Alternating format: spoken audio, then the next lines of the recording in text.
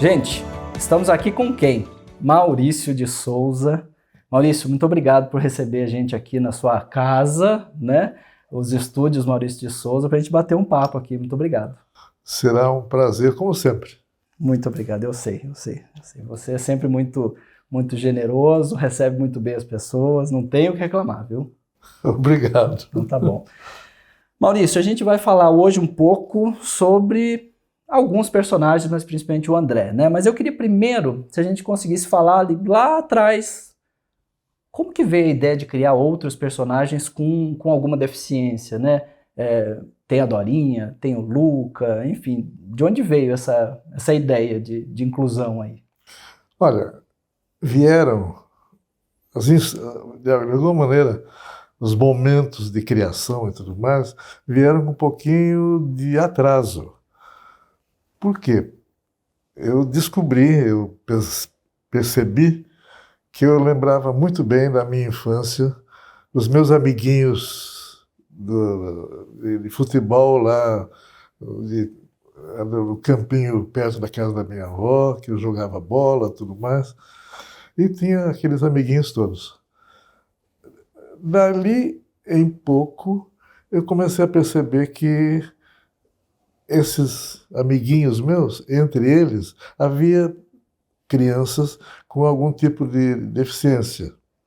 Eu tinha esquecido de criar o personagem, como eu fiz criando o do Contra, criando o Cebolinha, criando os personagens baseados nos meus amiguinhos, mas eu tinha esquecido dos personagens, dos meninos que tinham algum tipo de problema. Eu falei, opa, eu não estou sendo honesto com a minha memória e até com o leitor, porque o Cebolinha era um menino que jogava bola comigo e ele tinha realmente um problema de não De fala. de fala. O R e o L Então Cebolinha existiu de verdade? existiu. Não com esse nome? Existe, não. Ele é Luiz. E até hoje eu ainda tenho contato com ele, se fala, tudo mais. Mas junto estava também o Cascão. Lá o menininho que também só tinha água de poço lá na casa dele, tinha dificuldade para achar água, ou para tomar banho também às vezes, né? Então ele tinha esse apelido também. E tinha outros. Tinha o Mussolini, que era o fortão que queria brigar com todo mundo. Eram meus amigos. Falei, olha, estou pegando os meus filhos, estou pegando o pessoal que eu conheci recentemente, eu esqueci dos meus amiguinhos da infância que tinham características especiais. Então comecei a me lembrar e criei os personagens e foram se ampliando, e hoje tem, juntando tudo, eu tenho mais de 400 personagens. Nossa. Tem os principais, tem os secundários, tem aqueles que de vez em quando aparecem também, e tem alguns esquecidinhos de vez em quando. Eu preciso, de vez em quando, marcar e não esquecer. Botar numa agenda, né? Falei, esse aqui tem que aparecer mais, né? Eu não quero ser desonesto com os deserdados. Tá certo. Mas então, essa linha de personagens com algum tipo de deficiência nasceram dessa minha lembrança de que os meus amiguinhos tinham problemas e eu não estava usando na nossa história. Sim. E foi uma beleza de resultado também. Porque hoje tem a Dorinha, por exemplo, uma das mais famosas, o Luca, né? Tudo inspirado em gente de verdade, né? Dorinha, inspirada na Dorina Noil, da Fundação, que foi muito amiga minha e contava e falava muito de como ela enfrentava a cegueira, como é que ela escolhia as roupas, como é que ela sentia, como é que estava o tempo. E por que ela me explicava isso e eu ficava muito curioso? Porque eu queria criar um personagem. E o personagem que eu criasse ia virar também um personagem ao vivo nos nossos shows, no teatro e tudo mais, né? E eu sabia o que ia acontecer, como aconteceu. a criançada que via os personagens ao vivo iam lá para perguntar por que a Dorinha, baseada na Dorina, como é que ela escolhia a roupa? Como é que ela sabia como é que estava o tempo? Como é que ela escolhia a visitação, viagem e tudo mais? A Dorina me ensinou a passar para os atores as respostas que a criançada começou a fazer e fazia mesmo, e faz até agora. Então, a gente tem, quando cria um personagem, no nosso caso, ir na base, ir no âmago, realmente entrar no processo todo e transformar o personagem nosso num ser vivo, participante e que seja real, o mais real possível. E com isso nós temos também dezenas de personagens com algum tipo de deficiência e isso atrai os leitores também com algum tipo de deficiência e eles ficam se sentindo mais importantes até. Representados, né? Representado. É uma representação, realmente, né? Então, com isso, veio essa turminha que vocês conhecem aí. Muito bom, porque apesar de ser uma história fictícia, tem que ter uma base real, né? Verossímil, né? Que a pessoa possa acreditar, né? Senão, o leitor, ou que me inspirou, não vai entender, não vai aceitar como uma pessoa que representa. Sim, é verdade. Bom, e aí, lógico, se a gente está falando de personagem com deficiência, na revista Autismo a gente tem que falar do André, né? Então o André sai em todas as edições da revista Autismo, o Maurício faz uma historinha exclusiva para a revista Autismo, toda edição o André está lá mostrando essa representatividade do autista, né? O André é um personagem que surgiu em 2003, ou seja, está fazendo 20 anos o André, Maurício do Céu, 20 anos o André está fazendo. E está do mesmo tamanho. Não cresceu muito, né? A Mônica, Cebolinha, Cascão, Magali também, né? E aí, isso surgiu lá em 2003, né? Numa proposta de fazer um personagem por uma causa.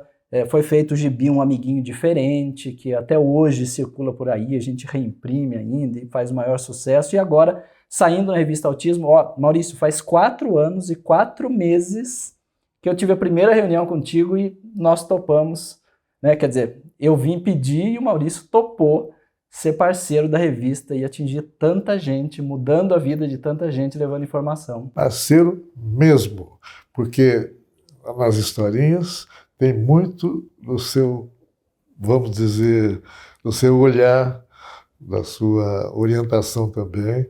Então nós somos parceiros, hein, rapaz? É isso aí, uma honra para mim ouvir isso, né?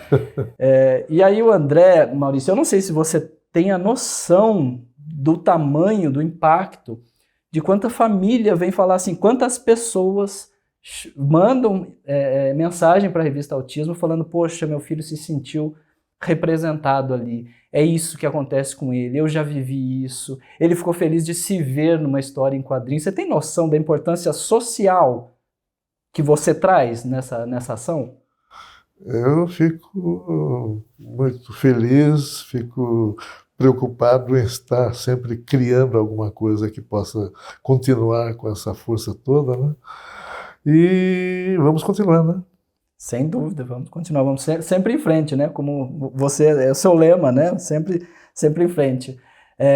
Maurício, eu achei muito interessante, uma vez que você me contou, de um menino que se vestia de Chico Bento. Você lembra dessa história? Lembro. Conta pra gente. Eu vou ouvir 10 vezes e eu não vou me cansar. Bem, meu estúdio, geralmente a gente recebe visitação, né? Família, crianças, tudo mais. Até que um dia chegou um casal com um menininho de seus 6, 7 anos, vestido de Chico Bento. Chapéu e tudo? Chapéu, roupa, cor, tudo mais. Era o próprio Chico Bento, né? Pequenininho. E ele falando com um pouquinho de sotaque. Um sotaque caipirinha igual ao Chico Bento. E daí os pais falaram que ele via as histórias do Chico Bento e ele quis ser o Chico Bento.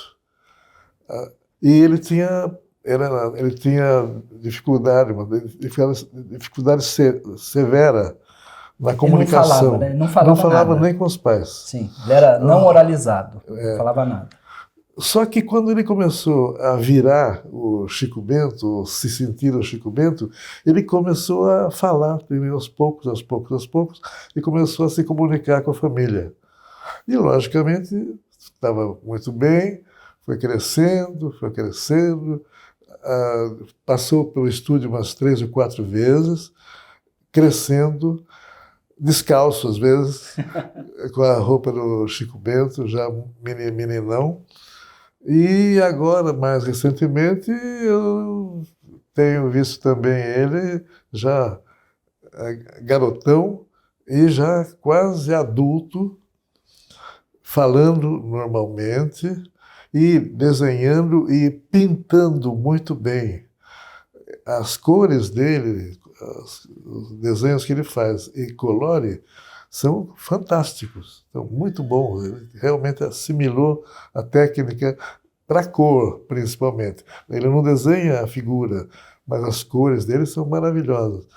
E ele se lembra de tudo que aconteceu também, ele conversa normalmente, e de vez em quando eu tenho notícia dele, eu pergunto como é que está, e ele está alegre.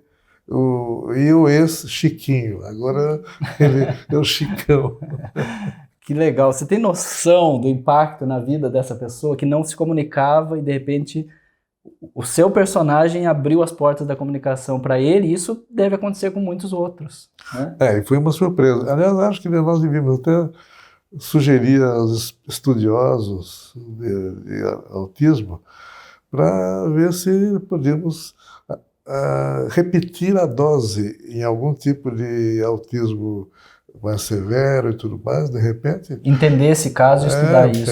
Pega um personagem qualquer, eu entrego meu personagem para estudo, né? Para estudo, qualquer coisa assim, porque mesmo tem outro caso que eu soube, lá da favela da Rocinha, no Rio de Janeiro, que lá se repetiu o fato. Uma menina achou que era Mônica e se vestia de Mônica, se penteava de Mônica e tudo mais, e virou a Mônica e também começou a se comunicar melhor. Então não é um caso único.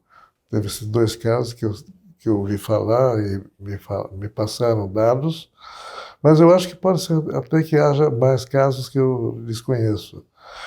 Então o negócio é a gente sugerir que o pessoal fala, brinca, mostra personagens, mostra bonecos, mostra desenho, mostra ilustrações. Vamos brincar e abrir o caminho da comunicação para, principalmente, a criançada mais severamente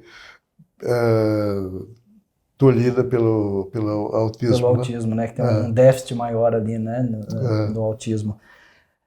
A gente fez uma visita só para autistas aqui nos estúdios em 2019, né? E foi outro momento mágico, né? Que várias famílias vieram aqui.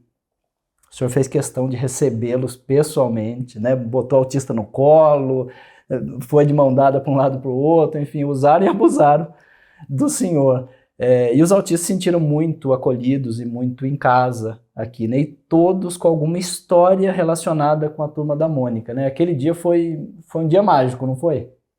Foi mágico e único por enquanto. Estou querendo fazer mais essas reuniões.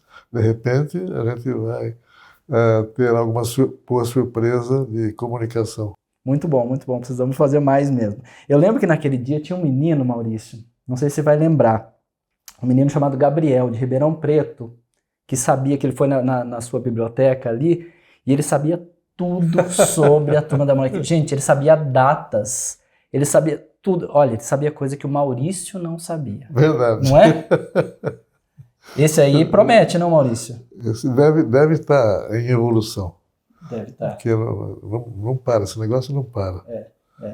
Então o hiperfoco dele era a Turma da Mônica, ou deve ser ainda a Turma da Mônica, né? E ele sabia tudo, simplesmente, né? Ele estava contando para o Maurício umas datas que o Maurício já não lembrava mais, né? É verdade.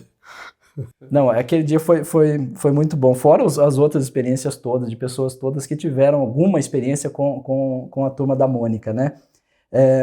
Maurício, hoje o André traz essa, como a gente estava falando no começo, essa representatividade, né, para as histórias em quadrinhos. E é um personagem muito gracioso.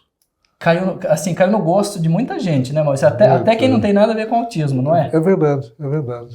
O pessoal está carinhoso com o André. E o André saiu nessa edição da revista do Cebolinha, do gibi do Cebolinha, saiu pela primeira vez no gibi de banca a historinha da revista Autismo, né? O que para mim é uma honra gigantesca, Maurício, a gente furar a bolha do autismo, né? A gente falar sobre autismo dessa maneira aberta para a sociedade em geral, para outras crianças, para outras famílias que de repente vão até suscitar um diagnóstico, uma suspeita ou no mínimo mais informação para ter menos preconceito, né? Você tem noção do quão importante é isso que você está fazendo? Eu acho que não é noção. Eu acho que eu tenho a felicidade. Eu gosto das consequências, beleza de coisas que acontecem com o nosso trabalho, né? De diversas maneiras. O lado da, por exemplo, leitura, por exemplo. A garotada toda está aprendendo a ler no gibi. Está se alfabetizando nas histórias em quadrinhos. Não é de hoje. Não é de hoje, e até, inclusive agora, recentemente, muito recentemente, o MEC, o Ministério da Educação, aceitou que história em quadrinhos também serve para alfabetizar. Olha só, um caminho para a gente ver um reconhecimento maior desse gênero, né? Muito, muito bom. Eu sou uma prova disso. Para mim foi uma honra muito grande que eu fui assistir o senhor receber o prêmio, né? Um prêmio da Unesco de incentivo à leitura, que nada mais justo que isso. Eu acho que não tem ninguém nesse país que tenha contribuído mais para a alfabetização, para o incentivo à leitura do que o senhor. E foi uma honra muito grande eu poder estar nesse momento de emoção que foi, né? E eu sou uma prova disso porque meu filho, o Giovanni, que é autista, ele estava com uma dificuldade muito grande na interpretação de textos, né? Então uma coisa é saber ler, outra coisa é interpretar o texto, né? Saber o que está escrito nas entrelinhas, o que não está escrito e está sendo dito, né? E aí eu assinei o gibi da Turma da Mônica para fazer isso antes da gente fazer parceria, né? Antes de eu sonhar que eu teria essa honra.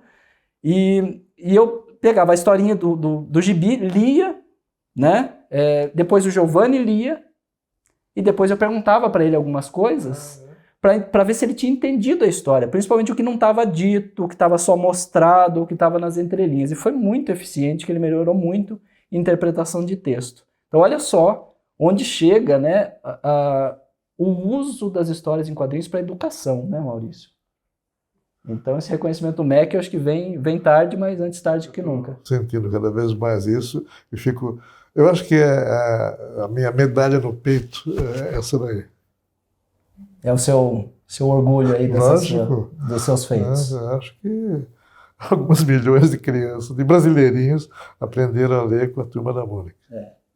Eu acho que essa linguagem universal que você tem, né, de chegar em quem nem sabe ler até as pessoas mais experientes, vamos dizer assim, né? Inclusive em outros países. Inclusive em outros países, exatamente, né? Lembra quantos? Onde eu tive uns sinais mais fortes foi na Indonésia. E também de uma maneira diferente. Eu recebia comunicação, recebia bilhetes, cartas de leitoras. Olha que curioso. Que queriam ser Mônica. Olha então, só. Queriam ter a liberdade, ou a força, ou a coragem da Mônica. E faziam até uns clubinhos, o Clube das Moniquinhas lá. Então eu ficava muito orgulhoso também de a nossa Mônica estar lá sugerindo liberdade. Que legal, olha que importante, né? Eu acho que a gente não consegue nem mensurar essas coisas, né? Não dá, mas eu quero repetir. Boa, boa, isso aí, isso aí. Indonésia, Japão, China. No Japão nós tivemos também cartilhas. Aliás, o senhor esteve no Japão há pouco tempo, o senhor não para de ir para lá, né? Tem umas cartilhas que nós fizemos até junto com o governo japonês, com prefeituras das principais cidades japonesas, para, com os personagens, nós orientarmos os filhos dos imigrantes, para eles saberem como é que era o sistema, vamos dizer, educacional, que Diferente, né? diferente, às vezes mais exigente, inclusive, mais mais rígido, né? rígido e tudo mais. E, principalmente filhos de brasileiros, chegavam lá, eles não sabiam que precisava tirar o sapato na hora de entrar numa casa ou na escola e tudo mais. Né? Então, mas na nossa cartilha, a gente sugeriu os hábitos necessários, comportamentos necessários na escola. Foi uma coisa maravilhosa. A criançada aprendia e gostava também das historinhas e passou a gostar também dos personagens. Então dá para a gente brincar com coisa séria e querer continuar a fazer mais ainda disso em outros lugares, em outros países. Uma vez, por exemplo, também a Organização Pan-Americana de Saúde tinha uns problemas de crianças que tinham problemas sérios de diarreia e tudo mais tal, né? Porque não tinham muita higiene nas áreas mais necessitadas, Sim. né? E eles precisavam, então, se habituar, por exemplo, a lavar as mãos depois de fazer as necessidades, lá, geralmente no meio do mato, qualquer coisa assim. Como é que nós fomos ajudar com uma campanha? Sugerindo, bem, como era um local muito pobre, muito difícil de acesso e tudo mais, nós não pudemos usar internet, nem nada, nem rádio, nem televisão. Nós inundamos as áreas mais pobres de cartazes, com o Cascão lavando as mãos. Primeiro, largamos o Cascão para o pessoal entender o que era o Cascão. Quem era o Cascão? Qual é o problema dele? Que não tomava banho, que não lavava as mãos e tudo mais. Daí os cartazes saíram com o Cascão lavando as mãos. Bem, resultado disso, que a Organização de Saúde lá levantou, a mortalidade infantil diminuiu de maneira assim bem marcante e continuaram com os costumes de usar os nossos personagens também em hábitos mais higiênicos. Me chamaram depois de alguns meses, me chamaram para me dar uns prêmios lá em Washington por causa da baixa de redução de mortalidade infantil. Então, uma das coisas assim que eu devo aos meus personagens. E ainda é modesto, né? Deve aos personagens. Os personagens me ajudaram bastante. Quando tem personagens fortes, o ideal seria realmente a gente usar esses personagens em histórias com algum tipo de mensagem, comportamento, tudo mais, e mostrar também os resultados, né? Que é uma função mais social da história em quadrinhos, né? Pois é. Então a Parro está de olho agora no Cascão também, e mantemos os contatos para a gente continuar trabalhando e mandando material para o pessoal aí. Muito bom, muito bom. Gente, cada vez que eu converso com o Maurício, eu fico mais fã, né? E tenho a certeza de que realmente nem todo herói usa capa, né? Aqui a gente tem um herói brasileiro aqui que faz, enfim, uma história de impacto na vida de tanta gente, né? Maurício, realmente eu quero te agradecer, não só por esse papo, pela parceria, que é uma honra mesmo contar com o seu trabalho, contar com o Instituto Maurício de Souza, aí, que é parceiro da revista Autismo. E queria que você deixasse uma última mensagem aí para as famílias, principalmente de autistas, para os autistas que estão assistindo a gente, para as pessoas que trabalham com autismo, enfim, que eu sei que o seu trabalho tornou o autismo mais conhecido e levou mais informação e deixou com menos preconceito no nosso país, eu tenho certeza disso. Principalmente, né? Mas olha, eu falo com tanta gente, falo com tanta criança nas revistas, nos livros, tudo mais, que eu me perco um pouco quando me perguntam ou me sugerem, né? O que você pode falar, tudo mais. Eu podia falar da coisa mais importante que tem: leiam muito. Leiam tudo, leiam de toda maneira. Leiam até se tiver só a bula do remédio, você leia tudo. Leia, brinque. E quem quiser desenhar profissionalmente, brinque de desenhar. Ler bastante, começando do gibi, mas depois do gibi, todos nós que lemos muito gibi, nós queremos ler mais. Queremos ler clássico, ler a leitura de adulto e tudo mais. E, ao mesmo tempo, a gente quer que leiam e brinquem de desenhar. Não é falar, bem, vou ser o Maurício de Souza, vou fazer igual a ele. Calma, brinquem de desenhar que vocês chegam. É só vocês quererem, desejarem, copiem os desenhos que vocês gostam, tudo mais, leiam, desenham e sejam felizes. Muito bom. Gente, não dá para terminar com uma mensagem melhor que essa. Maurício, muito obrigado, realmente. Eu que agradeço a possibilidade e a oportunidade. É isso, gente. Até a próxima.